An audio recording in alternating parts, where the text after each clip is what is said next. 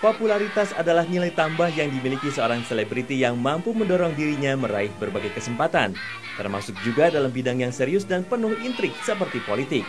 Berikut sederet nama selebriti yang kini terjun ke bidang politik. Masih teringat di kepala kita perannya sebagai Sidul dalam sinetron Sidul Anak Sekolahan yang begitu populer pada masanya. Rano Karno. Awal karir Rano di bidang politik diawali saat ia berpamitan kepada insan film nasional untuk berkonsentrasi dalam karir barunya itu.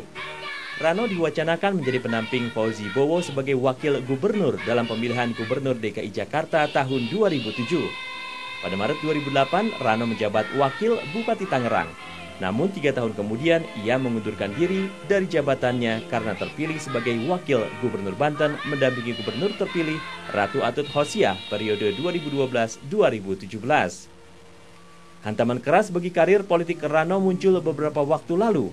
Datangnya bukan dari lawan politiknya, melainkan dari keluarganya sendiri. Anak angkat Rano yang bernama Raka tertangkap tangan memiliki narkoba jenis ekstasi sebanyak 5 butir. Rano terlihat terpukul dengan kejadian itu. Ia menyatakan siap menghadapi resiko terberatnya berkaitan dengan penangkapan Raka, termasuk jika harus mundur dari jabatannya sebagai wakil gubernur.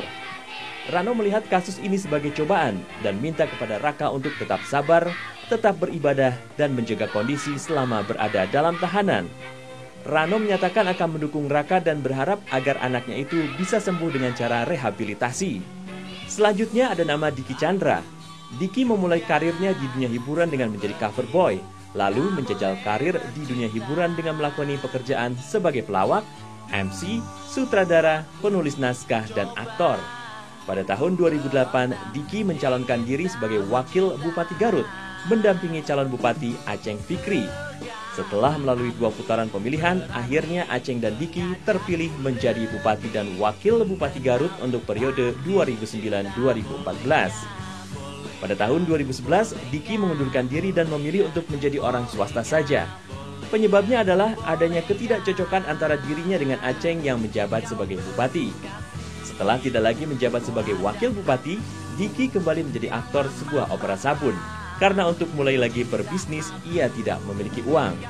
Nah, setuju nih kita, mending banting tulang dengan cara halal daripada korupsi dan merugikan orang banyak. Ngomongin korupsi jadi nggak enak sama bu artis satu ini, Angelina Sondakh.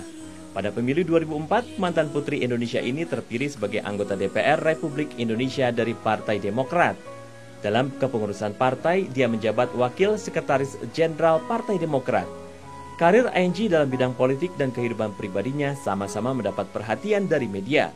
Setelah ditinggal suaminya, Adji Mas Said yang meninggal dunia tahun lalu, Angie pernah dikabarkan menjalin kedekatan dengan beberapa pria. Salah satunya adalah Raden Brotoseno yang merupakan penyidik KPK. Pada awal tahun 2012, Angie ditetapkan sebagai tersangka korupsi proyek Wisma Atlet di Palembang. Pengumuman itu bertepatan 2 hari menjelang peringatan 1 tahun meninggalnya Adji Mas Said. Dalam persidangan terdakwa kasus suap Wisma Atlet Muhammad Nazarudin, disebutkan adanya uang 2 miliar rupiah ke Angelina dan Iwayan Koster sebesar 3 miliar rupiah. Angie juga dicegah untuk tidak bepergian ke luar negeri sampai tahun depan.